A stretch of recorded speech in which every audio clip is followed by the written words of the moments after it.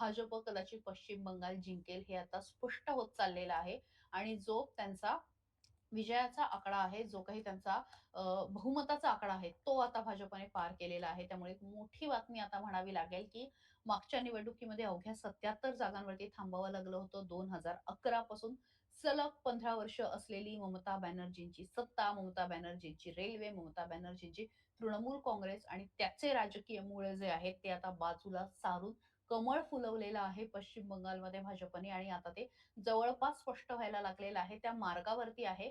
40 जागांचा फरक पडलेला आहे कोमल आणि 293 पैकी आता 293 कल हातात आलेले आहेत. 161 जागी भाजप पुढे आहे, तर 121 जागी जे आहे ते तृणमूल काँग्रेस पुढे आहे.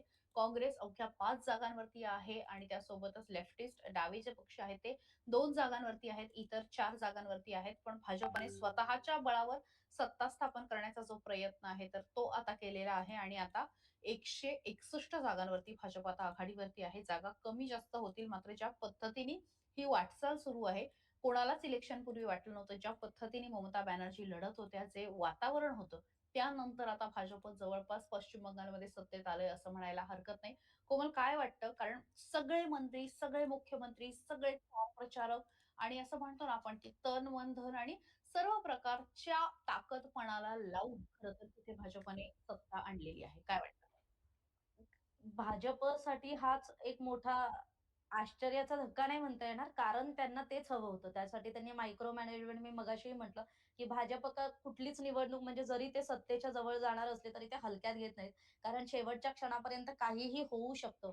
याबद्दल खरं तर भाजपनं जे आतापर्यंतच्या झालेल्या निवडणुकांमधून घेतलेले धडे आहेत, त्यानुसार भाजप हे कायम आपल्या गोष्टी किंवा आपण जे केलेलं मायक्रो मॅनेजमेंट आहे, ते प्रत्यक्ष त्या मतदान केंद्रापर्यंत मतदार राजा पोहोचेपर्यंत खरं तर ती जी त्यांची यंत्रणा म्हणजे कार्यरत असते, त्यावरती खरं तर त्यांचा पश्चिम बंगालमध्ये सुद्धा आपल्याला त्यांचं जे सगळं मायक्रो मॅनेजमेंट पाहायला मिळालं. म्हणजे भवानीपूर सारख्या विधानसभा मतदारसंघात ज्या सुवेंदू अधिकाऱ्यांना त्यांनी उतरवलंय, त्यांना खरं तर त्यांनी आणखी एक सेफर साइड दुसऱ्या मतदारसंघातूनही उतरवले. कारण त्यांचा मुख्यमंत्री पदाचा चेहरा फिक्स आहे, की त्यांना सुवेंदू अधिकारी यांनाच भाजपला जर सत्ता मिळाली, तर त्यांना मुख्यमंत्री पदाच्या खुर्चीत बसवायचं आहे. त्यामुळे भाजपकडून निवडणूक लढवण्याची एक नवीन पद्धत ही खरं तर आपण बघितली असेल देशाच्या पूर्ण राजकारणात, की आधी तुम्ही चेहरा द्यायचा आणि मग तुम्ही त्या निवडणुकीला सामोरं जायचं. जेणेकरून त्या चेहऱ्याला बघून त्याचे प्रो, कॉन्स सगळं त्याच्यावरती खरं तर प्लस मायनस पॉइंट्सवर भाजपकडून काम केलं जातं. त्यांच्या रणनीती आखल्या जातात. विरोधकांकडून होणाऱ्या टीकेला कुणी सामोरं जायचं, कसं सामोरं जायचं याचं सुद्धा एक म्हणजे सर्किट तयार केलं जातं. त्या सर्किटमधली व्यक्तीच म्हणजे त्या आरोपांना उत्तर देणार, त्या टीकांना उत्तर देणार. कुणीही बाष्कळ म्हणजे निरर्थक गोष्टी बोलल्या नाही पाहिजेत याविषयी सुद्धा भाजपकडून निवडणुकीच्या काळात विशेष खबरदारी घेतली जाते. म्हणजे अनेकांचं म्हणणं असेल, की महाराष्ट्रातलं चित्र वेगळं आहे. तर सध्या महाराष्ट्रात निवडणुकीचं चित्र नाहीये. पोटनिवडणुकीच्या 2 मतदारसंघांमध्ये जेवढं सेफर साइड निवडणुका लढवल्या गेल्या म्हणजे प्रचार करताना सुद्धा यावेळेस आपल्याला कुणीही एखादी मर्यादा ओलांडली असं आपल्याला पाहायला मिळालेलं नाहीये महाराष्ट्रात. पण पश्चिम बंगालमध्ये सुद्धा सांगायचं झालं तर ममता बॅनर्जी या कायम आक्रमक असतात.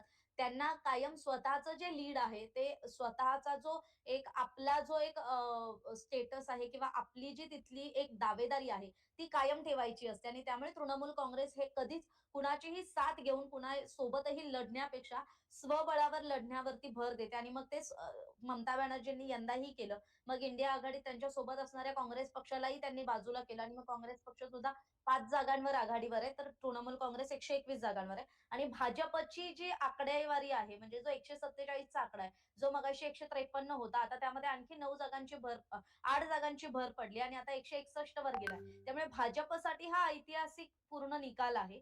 कारण त्यांनी बहुमत गाठणं आणि एका हाती सत्ता स्थापन करणं, हे भाजपचं कुठेतरी लक्ष होतं. पण मतदार राजानं जो विश्वास दाखवलाय, त्यामुळे तृणमूल काँग्रेसला जरी ग्रामीण पश्चिम बंगालनं साथ दिलेली आपल्याला या घडीला दिसत असली, तरी शहरी मतदार राजा किंवा जो सुशिक्षित मतदार राजा आहे किंवा जो व्यापारी, उद्योग जगतात वावरणारा मतदार राजा आहे, त्याने मात्र खूप क्लिअरली पंतप्रधान नरेंद्र मोदी यांचं नेतृत्व, स्थानिक जर पश्चिम बंगालमधलं सांगायचं झालं, तर सुवेंदू अधिकारी यांचं नेतृत्व मान्य केलेलं दिसतंय आणि मग भाजपच्या नेतृत्वावर एक विश्वास ठेवून मतदार राजा हा पश्चिम बंगालमध्ये म्हणजे सुरुवातीला डावे, मग आता तृणमूल काँग्रेस सारखा पक्ष आणि मग आता अगदी भाजपसारखा हिंदुत्वाचा धागा धरून पुढे जाणारा पक्ष, याला खरं तर पश्चिम बंगालमध्ये आपल्याला सत्ता मिळते असं दिसतंय. आता आपण पश्चिम बंगालमधून थोडंसं राज्यात येऊयात, कारण